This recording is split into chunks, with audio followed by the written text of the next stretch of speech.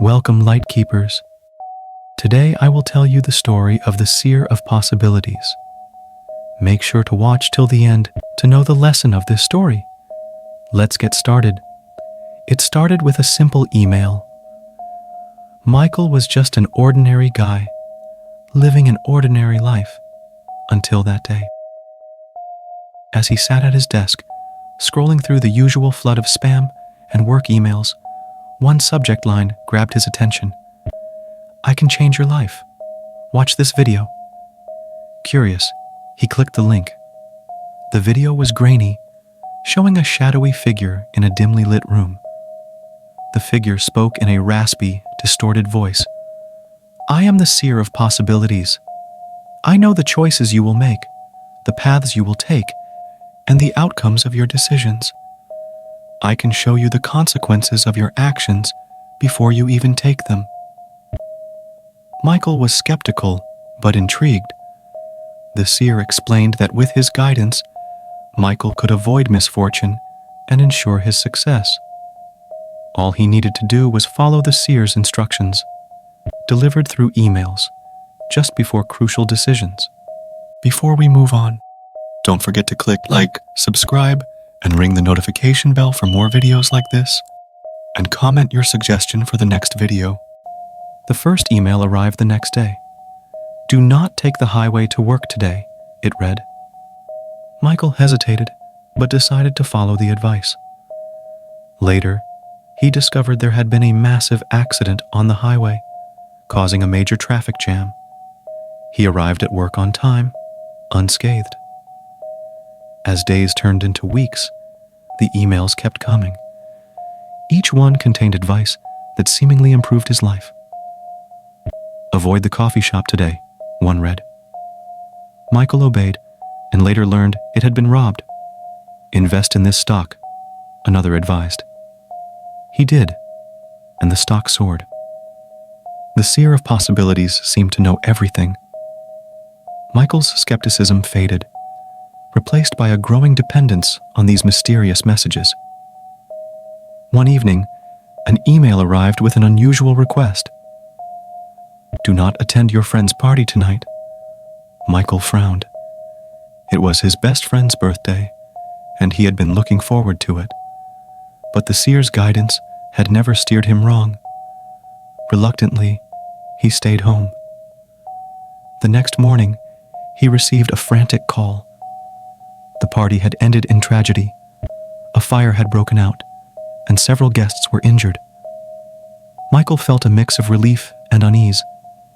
Who was the seer, and how did he know so much? The emails grew darker. "Break up with your girlfriend," one demanded. Michael loved her, but the seer had always been right. With a heavy heart, he ended the relationship. She was devastated, and so was he, but the seer's authority seemed absolute. Then, the final email arrived. "Take the knife from your kitchen and bring it to your bedroom." Michael's blood ran cold. This was different. This was dangerous. He felt a surge of rebellion. He wouldn't obey this time. But the seer's voice echoed in his mind. What if disobeying led to something worse? Torn between fear and reason, he finally took the knife and walked to his bedroom. As he stood there trembling, the seer's last email came through. "You have a choice," it read. "You can follow my guidance and live a life without pain, or take your chances with fate. The choice is yours." Michael stood there, knife in hand, realizing the true horror. He had surrendered his will to a faceless entity, becoming a puppet in a twisted game of fate. And in that moment, he understood.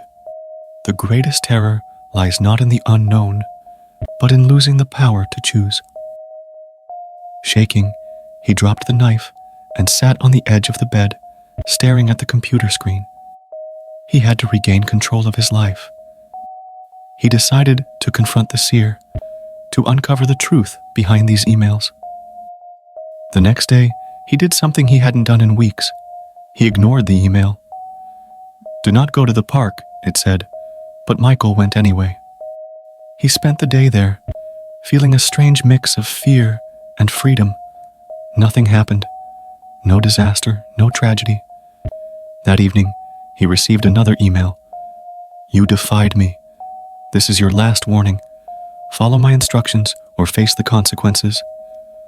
Michael replied for the first time, typing furiously. "Who are you? Why are you doing this?" Minutes later, a reply came. "I am the seer of possibilities. I show you what could be.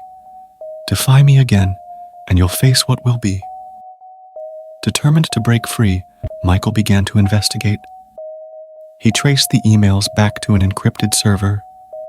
With the help of a tech-savvy friend, he discovered the emails originated from an abandoned warehouse on the outskirts of town. Armed with resolve, he went to the warehouse. Inside, he found a dimly lit room filled with computers and monitors, each displaying live feeds from various locations, including his own apartment. In the center of the room sat a man, frail and pale, with eyes that seemed to pierce through Michael.